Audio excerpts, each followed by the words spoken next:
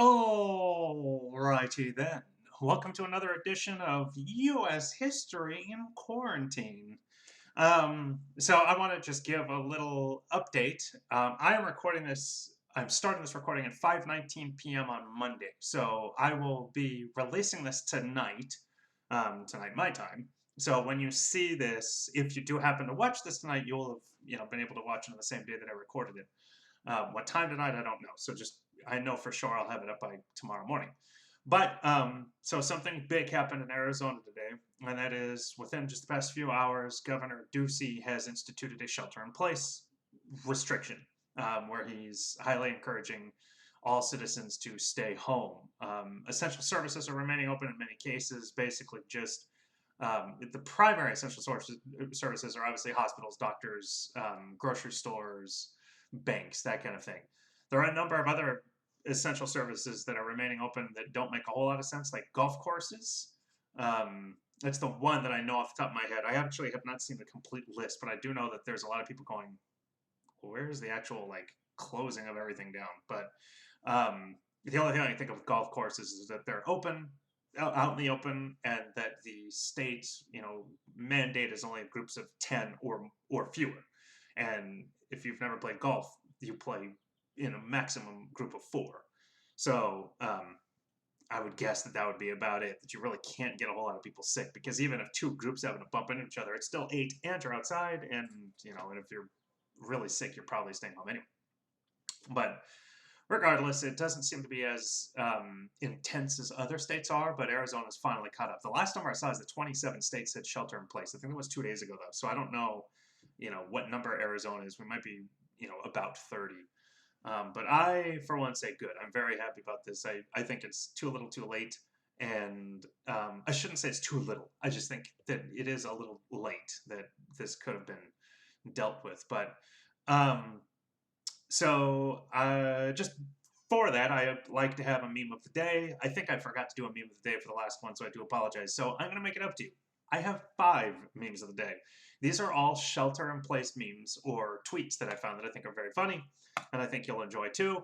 So day 1 of shelter in peace, everybody's like, hey, or in place, everybody's like, hey, we'll be fine. And then day 15 is, it's here's Johnny. So that's from The Shining. If you've never seen that, it's a great movie. It's a thriller, scary movie from the 70s. That's Jack Nicholson on the bottom. So I actually recommend watching it. It's a good watch once, but basically they're all locked inside and there's some spiritual stuff going on and he goes nuts. So there we go. That's funny. Next is told to shelter in place. Already in bed, goes back to sleep.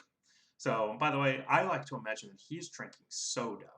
So that's a very dark and foamy soda. He's also like, gosh, those are angry eyes, aren't they? That guy is not happy. But I do like the meme itself. Next is tweet. Now would be a hilarious time to go on Yelp, giving everyone 0 stars for being closed. It's actually bad. I'm not recommending that at all, but I did think that was pretty funny.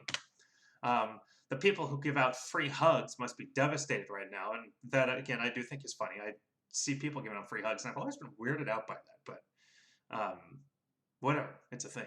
So, still fun. And then finally, this is an Insta. I believe. Oh, no, this is Facebook. 2 guys walk into it. Nope, it's closed. So, Chris Fonseca, I'm assuming, is a comedian or something. I don't know who that is, but that's the hashtag.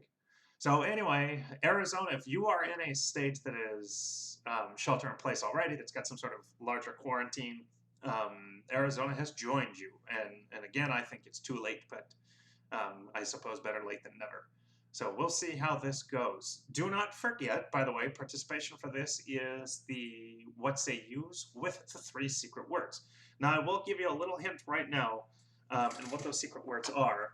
And that is that today's secret word hints are video game themed. I will share precisely what the answer is. And that's the thing. I also want you to try to guess. Try to guess what the theme is.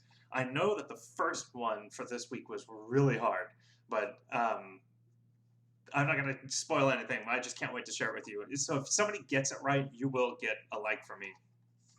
But in my quarantine time, I bought this a while back. This is a mini PlayStation 1. You guys know I'm a gamer. I love playing video games. when I have the time. I still don't have the time, but I have had a little bit more time to mess with this. I bought this about 6 months ago, and it's literally been sitting in the box on the floor, just, where's my hand? Right over here. It's 2 feet from me. It's just been sitting there. My son Benjamin's been like, "When are you going to put this together?" Well, putting it together, it's no big deal. I can plug it in and been playing it. But what I like to do is I have a Super Nintendo Mini, and I've got the PlayStation Mini. I like to hack, and add a whole bunch more ROMs on it from other games. And so I've been doing that. So finally I've been hacking this, and again, I still really don't have a whole lot of time. But this is awesome. This is so my childhood. It's amazing. So I still haven't. I'm not even finished. I've been hacking out a bunch of new games on there, but I can't wait. So the theme for this has a video game twist to it. You just have to hear the 3 secret words and guess what the theme is for fun. All right, so let's get going. Oh, so today is the Ascent of Islam and the Crusading Republic. Today we're going to describe the effect of war-related technology on... Oh, no, we're not. Well, I'm going to say that we are describe the effect of war-related technology on comparative power, but you'll see what this is about. So here is the reading for today. Excuse me, for this theme. So if you haven't been doing it again, you've got plenty of time. You've got plenty of time. Which reminds me, I forgot to add something. So I will be pausing this at the very end. You'll never know. But this is just the skimming. So please just skim through and remember. It'll at least the chapter headlines, the section headlines, the sub-caption, the subheaders, the captions for pictures, the pictures, the graphs, charts, maps, so on and so forth. The amount of information you're going to get from this, even if you just spend 20 to 30 minutes, as I've always asked, every 2 weeks, is going to help you tremendously. So we start with Islam. So Islam is strongest in North Africa, the Balkans, which is basically Southern Europe, Southwest Asia, Pakistan, Indonesia, and the Philippines. The Philippines is actually, it is strong in the Philippines. The Philippines is actually a Catholic nation, primarily. But, excuse me, the Middle East expansion carried Arab culture into the Mediterranean and Europe. So what that means in terms of the Middle East expansion is that the Middle East, the culture, that Arab culture that we know, and we're going to get into what Arabia is here in a moment, but it is basically, southwestern Asia, and then kind of North Africa, as well as very, very likely Southeast Europe. And again, we're going to have a map here in a second. Well, there was a time period where Islam and the Arabian culture expanded greatly into far West Europe. And so that's what that means. And a lot of that had to do with just trade, basically. It was just kind of the trade networks at that time. So it threatened Christianity, Europe being a predominantly Christian continent, and had been from the start. I mean, obviously, Christ being what would be modern-day Italian, if you will. It threatened Christianity, annexed the Persian Empire, seized Byzantium's riches, and conquered Visigoth, Iberia, which is the Iberian Peninsula, which is Portugal and Spain. That is the Iberian Peninsula. And the Byzantine was the heart of the Catholic political power. And then the Arabic language roots in English. In other words, words that are, boy, I worded that funny. Words that are Arabic in background, but we use in English every day. Tariff, check, sugar, bazaar. We don't maybe necessarily say bazaar very often, but it is said. Arsenal, orange, comma, apricot, artichoke, zero, and algebra. So again, that's just Islam. So now what was Arabia? So Arabia was the crossroads of Europe and Asia. So while I say that, I'm going to pull this up real quick. This is at the peak of Islamic control, as you can see, from 600 to 900, basically at its full expansion. So that is what the crossroads are in terms of Europe and the Middle East. So, well, in Asia. The Bedouins were nomadic.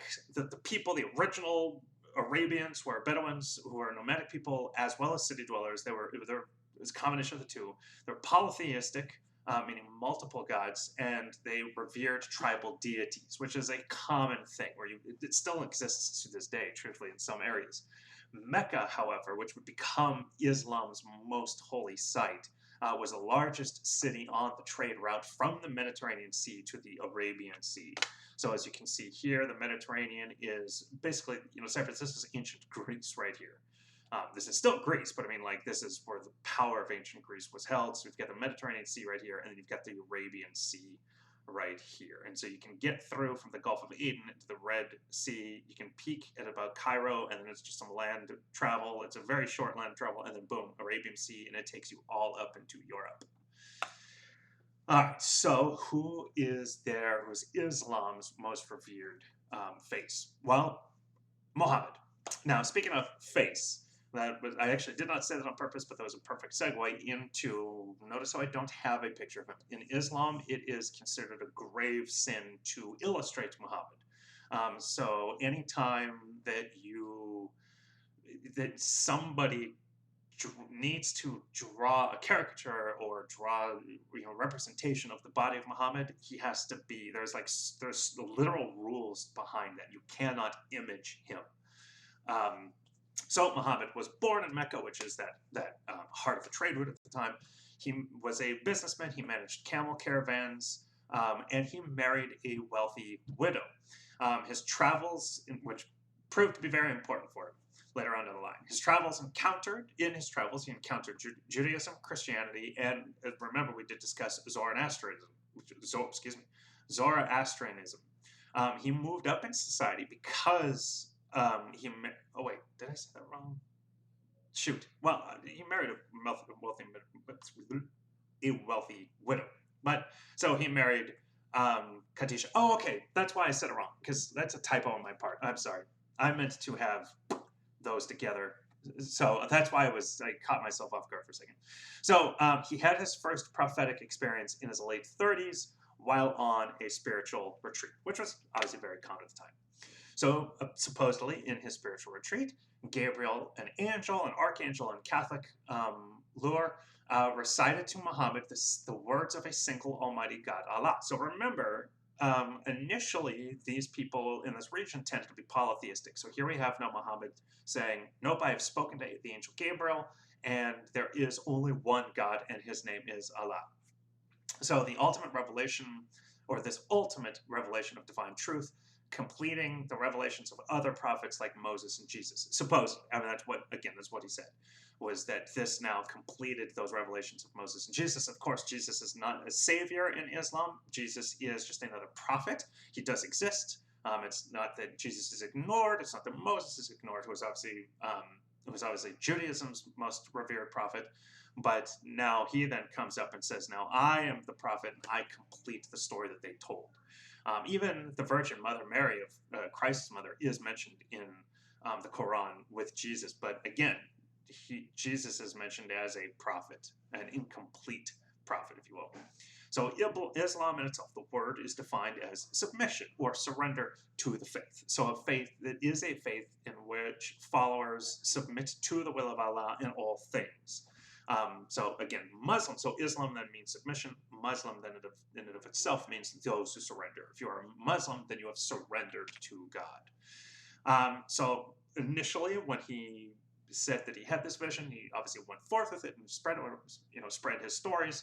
And he found little support in Mecca. People were not very open to this kind of new teaching that he was offering. He taught equality, egalitarianism, which threatened social structure. We saw this, remember, when we discussed ancient Judaism. That was something that some of the prophets of ancient Judaism faced, where they were like, the religion in of itself was promoting inequality. And supposedly those who were poor, they were obviously poor because they weren't able to, do enough of the sacrifices because they can afford the animals or what have you to be able to do it. And therefore the wealthy, well, we're better off because we can afford it. It was just very, messed up. It was unequal. So here's Muhammad now saying, promoting equality of within the Islamic faith. It was also a new religion which could discredit the profitable pilgrimages to the Temple of Kaaba. So again, now, obviously the faith was taking advantage of people by saying, hey, come and, get a pay to come and visit Kaaba.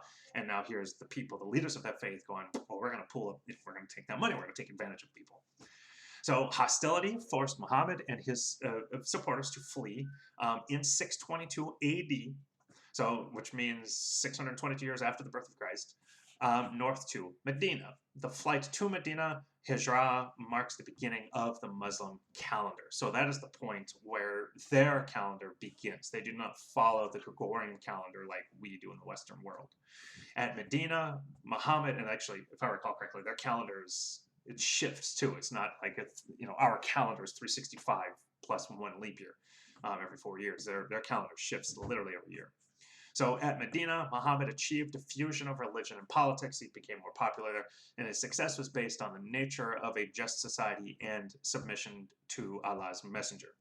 By the year 630, Medina made war with Mecca, the cities did, and by 632, the Arab tribes were united. So again, here we have just a map of that region. I think I have it a couple of times. It's just, we do a little bit more with it in class, but it'll be okay here. All right, so now the further growth of Islam. So the extensively supported written text of Islam is obviously the Quran, which supersedes all other texts. So of the texts of Islam, the Quran supersedes them all. It contains Muhammad's revelations, and in and of itself is considered divine. It is, in fact, it is also best read in Arabic. Sorry, there's a typo. That should be Arabic, which then allows the language to be spread. So you actually learn the language. If you are a non-Arabic native speaker, when you enter the faith, you learn the language by reading the Quran, and which I say this in a non-insulting way. It helps to better indoctrinate into the global culture, because now you're not reading in English, you're reading it in Arabic, so you've got to learn Arabic to understand the faith. And obviously at that point, if that's the first book that you read, then obviously it does help to indoctrinate in that sense. Which when I say that, I really do just mean in regards to just tying up and making one continuous, having a strong continuity of the faith and the culture. So the Quran is the supreme authority in religion, law, science, and even the humanities. It is a standard text for every subject. I'll say this now because I'm not 100% sure when I have this, when I might be able to say this later, but it is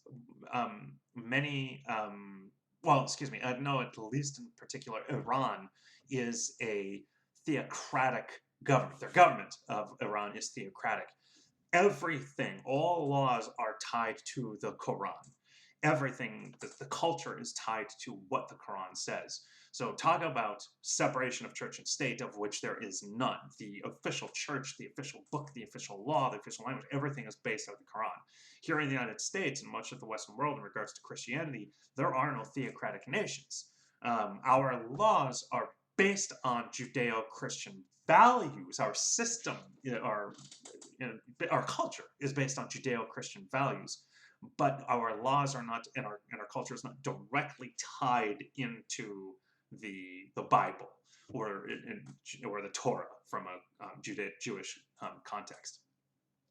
So the Hadiths are stories about the activities and sayings of Muhammad, or Hadiths, excuse me, not who. Hadiths are stories about the activities and sayings of Muhammad. He is a prophet, and in and of itself not considered divine, though. So whereas Christ, so more like Moses, he is more like Moses than Christ. Moses was not a divine prophet. He was a prophet, or is not a divine being, excuse me. He was a prophet. He spoke of God. He had a relationship, or he had a stronger connection, if you will, than most. But he was not in and of itself divine. He was human on a more natural common sense. Christ, on the other hand, though, was not. He was human, of course, but he was divine. He was God. So that is the difference. Muhammad is more like Moses, not like God, not like Christ. Excuse me. So the 5 pillars of Islam: 1, there is no Allah but Allah, and Muhammad is his messenger. In other words, there's no God but God, and the only God is Allah, and Muhammad was the messenger for God, not Christ, not Moses, no other prophets were that specific singular, like, final messenger. One of the 5 pillars are they must pray 5 times a day, and they always must face Mecca. So the picture in the background that is of Mecca. That is the heart of Mecca. And if you are praying from the west, then you must face east. If you're praying from the east, you must face west. If you're praying as in the west of Mecca, the east of Mecca. If you're praying for the north of Mecca, you must face south. And guess what? If you're praying for the south of Mecca, you must face north. So you always must be facing Mecca when you pray those 5 times. There is fasting during daylight hours of Ramadan, which is the 9th month of the Muslim calendar. The next Ramadan is April 23rd through May 23rd, 2020. So again, it changes every year. Their calendar shifts. It is not a singular placed calendar. Like, obviously, when I say that, I mean, like, in Christianity, you know, Christmas is always December 25th, that kind of thing. Easter is always the first, the first Sunday after that has to do with the moon cycle. It's like you have the full moon of the first full moon of spring or something like that is Easter. I forget exactly when it is. So that does shift, although it shifts within a certain period of time. It always goes within about a week of itself. You must practice charity for the needy, and when possible, you are encouraged to pilgrimage to Mecca. And I believe that they're all supposed to pilgrimage at least once. I think it's more intense for men in terms of the requirement. And so as you can see behind you, that picture, if you can look kind of closely, those are all human heads. I mean, that is coronavirus just waiting to break. So anyway, but that is that pilgrimage right there. So our first secret word today is Sonic the Hedgehog. That is our first secret word. So followers work devoutly toward the welfare and expansion of the sacred community. That is, so again, when you're talking about bringing people together, it's not just bringing people together, it is expanding it to all. And a responsibility that came to involve the greater jihad, which is the internal struggle, which is keeping the internal struggle for your safety, for your eternal salvation, and then the lesser jihad, which is the external struggle. So again, I mean, the lesser jihad that of bringing people in, that is secondary to your own personal jihad, but it is obviously a very important one, which obviously then sometimes results in holy wars, but drew on customs of internal tribal raiding in pre-Islamic Arabia. Oh, which, by the way, I've totally spaced. I meant to point out. Okay, so real quick. Again, this was Arabia, and the heart of Arabia was then right here, which is now known as Saudi Arabia. This is the Arabian Peninsula. The nation that now engulfs this entire peninsula is Saudi Arabia. So this is primarily original Arabia, and then this green was kind of like the greater controlled Arabia. Did I say that? Yes. Okay. So some of the early conquests, there was some warfaring in the beginning, especially when it came to that external struggle, the external jihad of converting and obviously fighting the Catholics and Christians. Well, at this point, it was all Catholics, but the early conquests of 632 through 655 AD included the neighbors of the neighboring cultures, if you will, of Arabia were ripe for the conquest.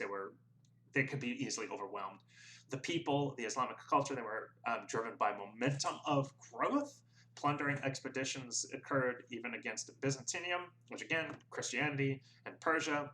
Then in 636 AD, they captured Damascus and Jerusalem.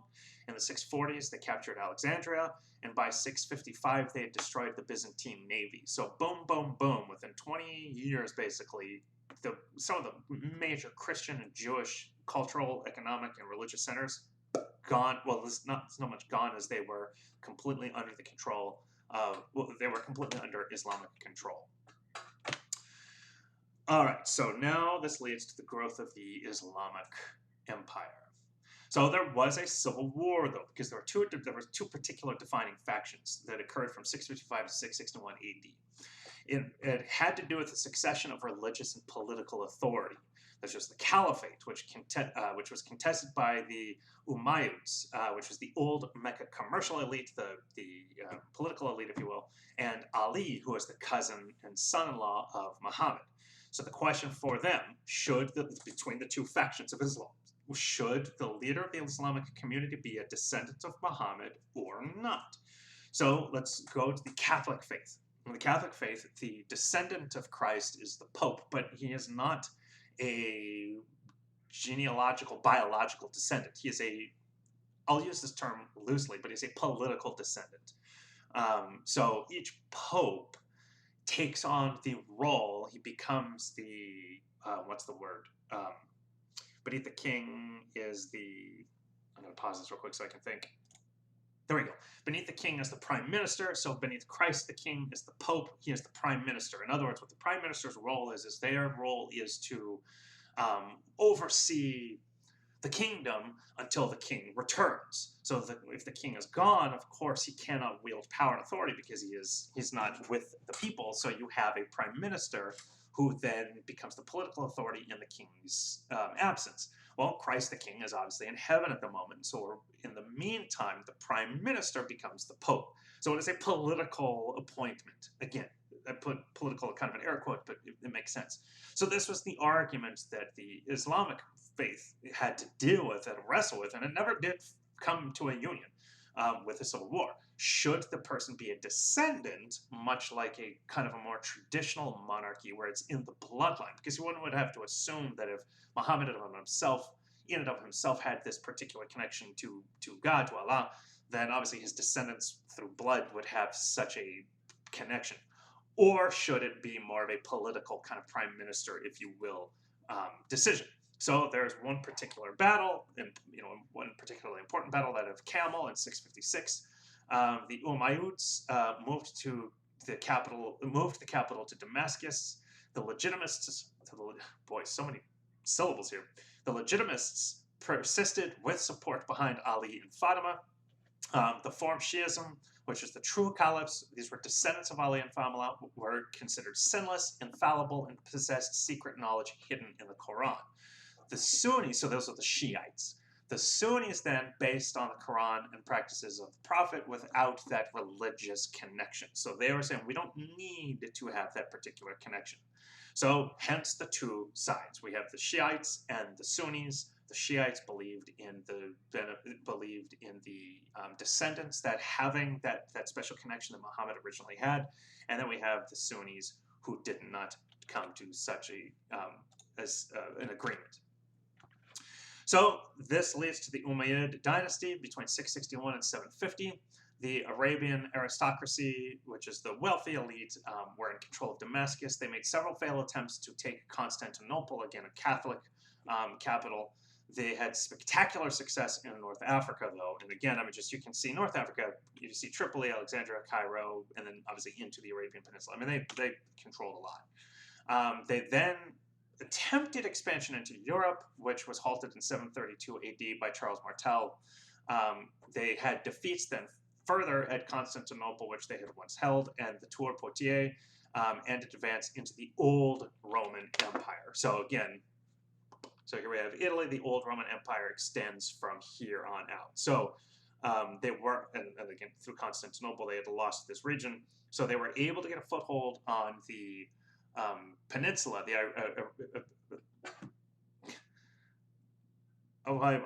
I Peninsula, the word all of a sudden, I know I've said it 12 times already, but it's just skipping my mind, but of Portugal and Spain.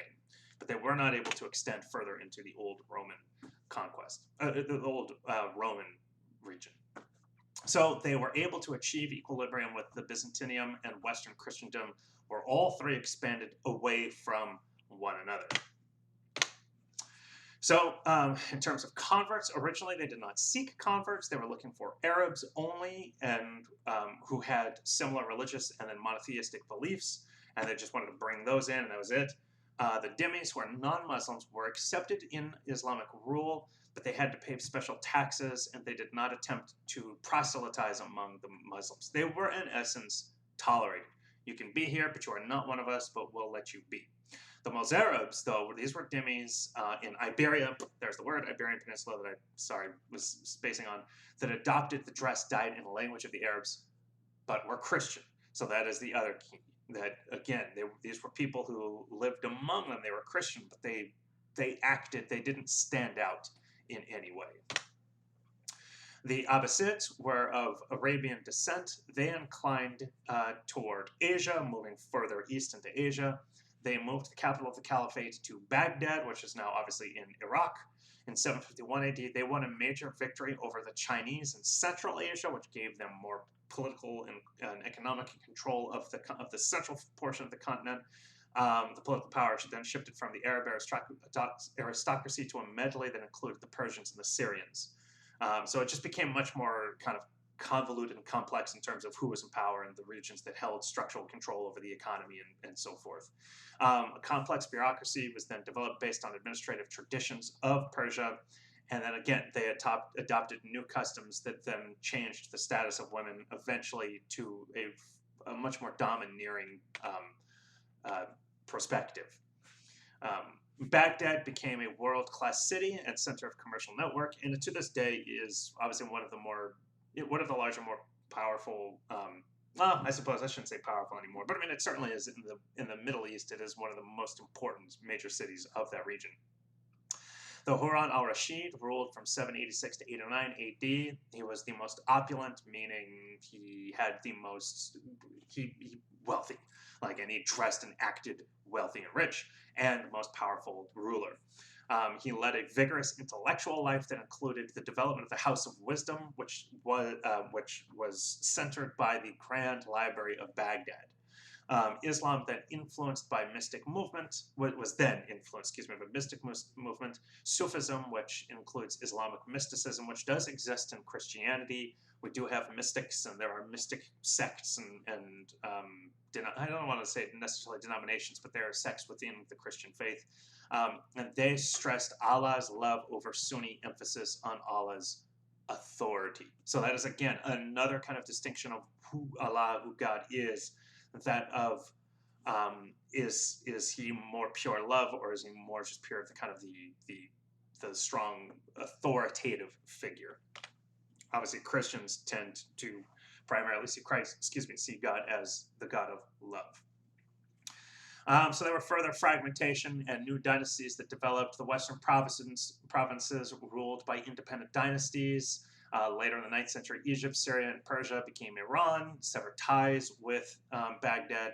There's the Fatimid dynasty. The Shiite Islam set up capital in Cairo and controlled Egypt, North Africa, Sicily, and Damascus. When you go to Sicily, you're talking about southern Italy. So right here. The Ayyubids, there were the Kurdish descents, and founder Saladin captured Jerusalem in 1187, which prompted the Second Crusade. We're going to be talking about the Crusades here momentarily. And then the Mamluks were former warrior slaves. They took over Egypt for about almost 300 years, and then Palestine in 1291. And finally, Al-Andalus was an exceptionally diverse society with Muslim immigrants, including the Berbers, which blended with the indigenous Christian and Jewish populations. It became a very kind of, it was also a mosaic, just a very kind of structured but multicultural area, or society, culture. I said culture, society. So by 945 AD, the Abbasids became merely figureheads, though. So then by 1055 AD, the Turks conquered Baghdad and assumed the title of Sultan. The Seljuks remained in power until the Mongols took Baghdad and massacred its inhabitants of about 800,000 and murdered the last Abbasid. By the 14th century, then the Ottoman dynasty established control over Egypt, the Balkans, and in 1453 captured Constantinople. They would remain in power until 1922. What happened? World War I. After World War I, the Ottoman Empire was dissolved, and it created a whole new figure of nations that then caused even more problems. It didn't cause quite so many. It helped resolve some problems, although it led to other issues, which would help kind of be the cause for World War II. But a lot of what had happened in that Ottoman dynasty in that region was that it was, I'm not going to get into it. I could go into it.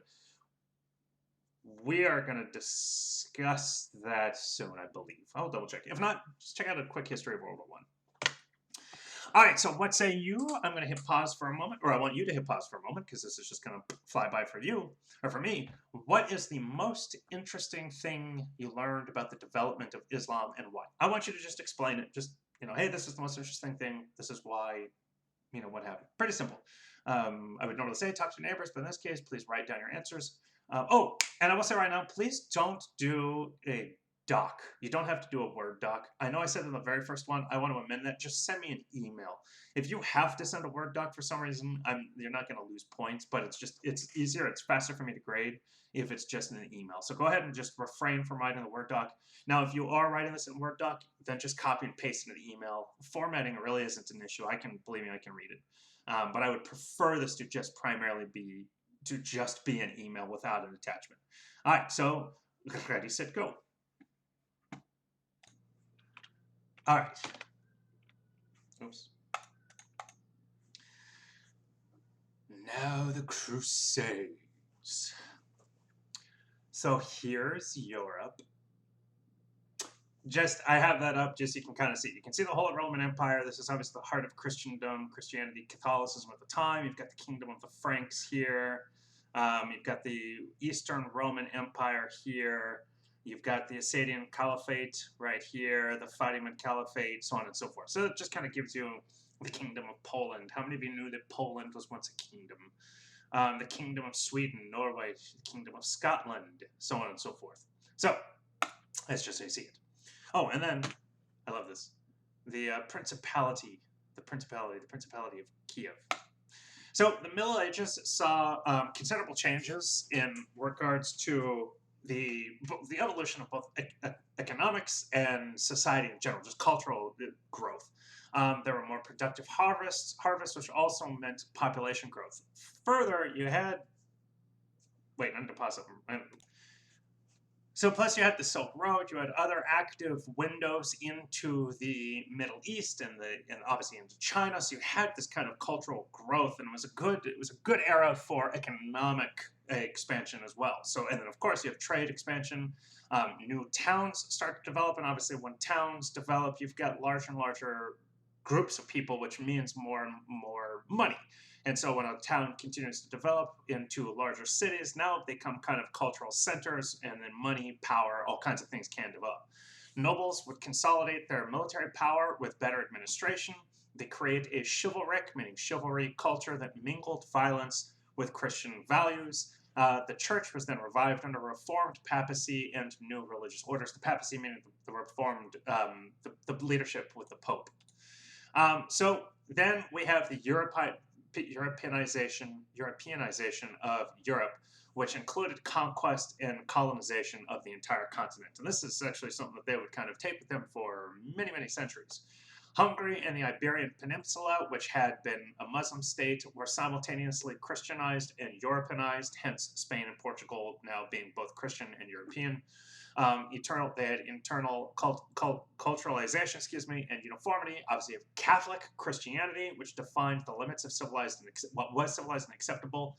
Now, I want to just point out, remember, I've kind of referenced this a number of times already, but all Christians were Catholic until the Reformation. And so at this point, if you say Christian in this era, you are speaking of Catholic. And they called themselves Catholic because Catholic means universal. It's the universal church. And so this was the culturalization uniformity of the Catholic faith and doctrine in particular. So everything was either absorbed under this kind of Europeanization, or expelled out of it. All right, so some of those conquests and territorial expansion. So Europe's transformation started with the conquest of a great internal frontier. So the external expansion complemented internal colonization along the perimeter of Western Christendom, which include parts of the Muslim, Byzantine, and Slavic worlds. So again, you can see it here. Muslim, obviously, East and Africa. Byzantium would be Eastern Europe, as we would know it, and then the Slavics are up in here. Well, actually, over here and up in here. All right. So in regards to Iberia, which again we're talking about, what is modern day Portugal and España, right there. It was a reconquest of Iberia from Islam. The Kingdom of Castile started by capturing Toledo. The Kingdom of Aragon then further took action, and wars for territory ensued. These were not Christian wars, these were territorial wars. Pope Innocent III proclaimed all-out crusade against Iberian Muslims in 1212. By 1264, Muslim power was confined to a small kingdom on Granada, which remained until 1492, ironically. So here we have a map of that again. So we've got the Kingdom of Castile, the Kingdom of Granada. The Kingdom of Portugal would then obviously remain. And now we have the nation of Portugal, and then we have the nation of Spain. And then here we have Aragon out here and Navarra here. All right, so Sicily and southern Italy. There was a conquest led by Norman Knights, and remember, Sicily was under Islamic control. Rupert Guiscard emerged as the leader in 1059. The Treaty of Melfi made the Normans partners with popes in regards to leadership. They seized Bari and Palermo to dominate the Mediterranean commerce.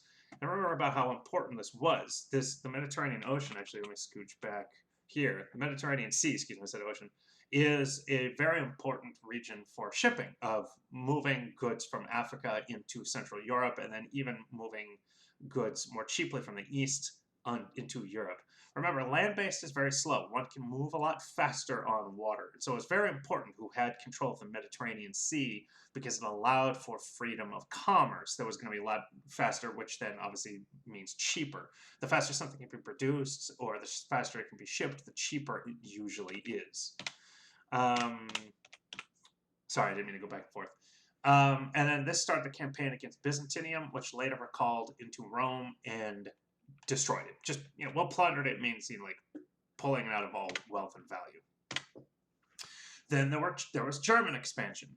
This was grassroots based on steady migration, settlement, and assimilation. Between 1125 to 1350, they pushed their eastern boundary into Slavic areas.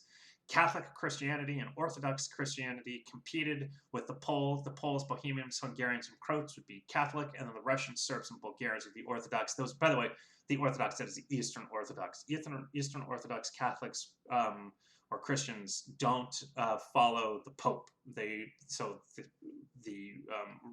Roman Catholics follow the Pope as the figurehead. He is the prime minister for Christ's kingdom. The Eastern Orthodox do not follow that. So here's a very convoluted, this is Europe in 1360 again. So here we have now the developing kingdom of France.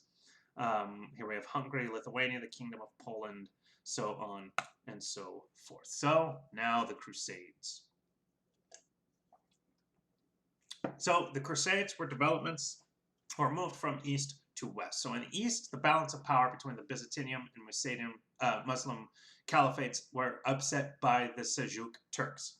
In the west, there was emerging power of the papacy, that of course being the Pope, and he held political power too. I mean, the Pope called up an army. So at one point, the Catholic Church had an army, as well as atrocities against Christian pilgrims trying to, pilgrimage into Jerusalem, which was obviously under Muslim control. The Crusades faced characteristics of three medieval impulses: that of piety, that being that of faith, religion, pugnacity or aggressiveness, and then greed. There were significant advantages to the church. This was the forefront of popular movement. It held the forefront of popular movement and grasped the moral leadership, hence why the Pope was able to call up an army. It was a moral requirement for the Catholics to join in on this. This was the solution to private warfare, and it created holy vocations for knights, which achieved salvation through the exercise of military. This was something that, again, the Pope said. The Pope, when he called, and here's an image of the Pope basically setting up the First Crusade. When the Pope called people to the crusade, he was saying, you are fighting for God, you're fighting for Christ, you're fighting for our holy places, and to save the Christians that are being persecuted. And therefore, if you die, it is a holy death. It is a martyred death. And so that's how, and certainly when it came for knights, when it came to the knights being a holy vocation to go fight, but then also for the general kind of rabble of the army, the more grunts, it was again, a holy war. If you die for this cause, you are dying for Christ. You will die in martyr and have a place in heaven. So the First Crusade was instituted in 1095 when Pope Urban II summoned Christian warriors to reconquer the Holy Land. He promised spiritual rewards, and he called it God's will. It was a popular crusade it was an army of peasants. Again, I mean, if you're fighting and you die, you're dying for God. You'll go to heaven. Townspeople, women, and children were infirmed by Peter. Led by Peter. Oh, and the infirm. I missed the ampersand. Led by Peter the Hermit. It was a poor, ill-equipped, disorganized army which lacked any military training, but it was driven by religious fervor, which meant basically that when they saw somebody, they were going to kill them. And it reached Constantinople by the following year in 1096. So then in 1096, the knights from France, Normandy, and Sicily, between 25 and 30,000, arrived in Constantinople to aid the previous army. The Western Crusaders and Byzantine allies had different objectives. The Crusaders swept across Asia Minor in Syria and defeated Muslim forces. There was a long siege for Antioch, and they captured Jerusalem in 1099, 3 years later, in which they plundered the city and basically slaughtered everybody that they saw. There were recordings of the streets literally flowing with blood. This was a very just angry, emphatic war. They captured lands which then organized into 4 Crusader states: Edessa, Antioch, Tripoli, and then Jerusalem. So here we have a map of their path into here we go, over here, Jerusalem, Antioch, Edessa, and then here is just a closer up of Jerusalem, and we have Damascus over here. Then the Second Crusade. This crusade was inspired by Bernard of Clairvaux and led by King Louis VII of France and the Holy Roman Emperor. Eleanor of Aquitaine, which was a marriage to Louise. Her marriage to Louise was annulled. She married Henry II of England. They had 2 sons, Richard and John. There was then the rise of Saladin, which was defeat of Crusaders at Hattin in 1197, in which the Muslims then recaptured Jerusalem. So the first crusade, basically, of that capturing of Jerusalem was wiped out about 100 years later. Or it was actually less than 100 years, about 9 years later, in which the Muslims recaptured that land. Then the Third Crusade was known as the King's Crusade. It was led by 3 medieval monarchs: Emperor Frederick Barbarossa, King Philip II of France, and King Richard I, the Lionhearted of England. This is actually where Robin Hood, the story of Robin Hood, comes to be. And by the way, Robin Hood kind of existed. The story of Robin Hood is based off of multiple people who kind of did the same thing in terms of robbing from the rich and, giving to the poor, that kind of thing. But if you see the movie Robin Hood, which came out in 2010, which is a great movie, it takes place with the Third Crusade, basically, at the time of the Third Crusade. Richard, however, while he did have some success, he failed to recapture Jerusalem. So the Christians got the Jerusalem back in the First Crusade. They lost in the Second Crusade, and then they failed to recapture in the Third. It was captured by Henry VI, Frederick Barbarossa's son, on the way home, and Richard, not Jerusalem. Richard was captured, and then on his way home, it was ransomed for 100,000 pounds, which would have been a huge, huge, huge amount of money. We have the Fourth Crusade, which was instigated by Pope Innocent III. It was led by territorial princes. They never reached the Holy Land. It was basically just an errand for Venice. It was just an errand for Venice. Basically, it was just kind of a governmental or political kind of duty. They captured the port of Zara in 1202. They sacked Constantinople in 1204. They ruled in the East for 50 years. They reunited the East and Western churches in theory, but did not end up creating a singular church. That's why the Eastern Orthodox faith still exists to this day. They did, however, capture many holy relics and had access to intellectual legacies of the Greeks and the Byzantine civilization. There were multiple additional crusades. The Fifth Crusade, 1212, was the Children's Crusade. It was not a military movement per se. That was the Children's Crusade. Then the Fifth Crusade was directed at Egypt. Then 1229, Emperor Frederick II led a peaceful expedition that obtained Jerusalem by treaty. So finally, the Christians got it back. And then the Sixth and Seventh Crusades were led by King Louis IX of France. And then in 1291, the fall of Acre ended all Crusades. So you can just see, like, it lasted, Crusades lasted for about 300 years. And oh my gosh, by the way, if this isn't the biggest tip of the iceberg discussion of the Crusades of all time, if you have any interest in it, I highly recommend, we've got the time, I highly recommend looking up a book, getting a book on the Crusades. In fact, I'm going to add a book to the list, but you're going to see something here in a moment, just reading up about it over this break, this time off, so to speak. All right, so this is a good time to offer our second secret word. The second secret word is Mario. It's a me, Mario. That's pretty good. So the overall outcomes of the Crusades, the religious orders of Christian warriors combined monasticism and knighthood, basically, religion and knighthood. The Knights Templar were the earliest warrior monks. These are warriors that are, again, very religious. They acquired great wealth through pious gifts and intelligent estate management. The Hospitallers were the Benedictine tradition founded in Jerusalem. Following the First Crusade, they were charged with the care and defense of the pilgrims to the Holy Land. The Teutonic Knights, these were German knights who transferred activities to Northeast Europe against the Slavs, which, remember, that was, look at the map. The Crusades crippled Byzantium and strengthened Muslim power in the Middle East. For as much as the Christians were unifying in their fight against the Muslims were doing so as well. And it enhanced the power of popes. Obviously, you've got popes that are able to call for war, so that's something that really had never happened before and has never happened since. It extended merchant interests for Europe and helped integrate Arabic culture and intellectualism into Europe as well. So the Crusades were only part of the Holy Wars. There are a whole number of them. You can see, there are a lot more, though, that you can continue to read about if you'd like. Pope Gregory IX appointed conquistadors with sweeping powers to look for heretics, used torture, secret testimony, conviction of the slightest of evidence, so on and so forth, in order to persecute non-Christians, or at least Christians who are maybe not as truthful to their faith as maybe some felt they should. This led to Christian self-awareness, and the Crusades led to also, unfortunately, anti-Jewish sentiment and persecution. And then the Templars attacked Philip IV of France, accused them of blasphemy and homosexuality, tortured them to secure confessions, and burned their leaders at the stake in 1314.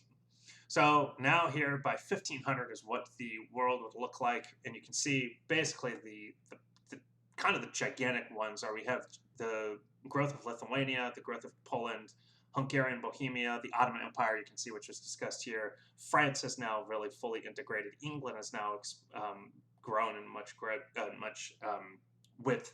Spain is now solidified, so on and so forth. We still have the Papal States in Italy, but this would soon fall and become Italy. All right, so here, now, just so you know, we have back-to-back what say use. So the reason why we have back-to-back is, one, the first one is, what is the most interesting thing that you learned about the Crusades and why? But then the second one, and I will ask you to hit pause in a moment. The second one is a what say you that is, this was a handout that we were going to do in class that obviously I can't give to you, and I wouldn't be able to get it back, and we would have the class discussion. Not going to happen. So what I just want you to do is you only have to do minor research. What is one similar, I typoed that. What is one similarity and one difference between the faiths of Christianity, Judaism, and Islam? So you're going to pick those, you're going to look at those three faiths, and you're going to come up with just one similarity between the three, and then one difference between the three. I didn't finish this slide. Your answer should look like something like this. It was just going to say similarity, and then the explanation, and then differences in the explanation. So it's really two sentences, or, one sentence each, or two sentences each, that kind of thing.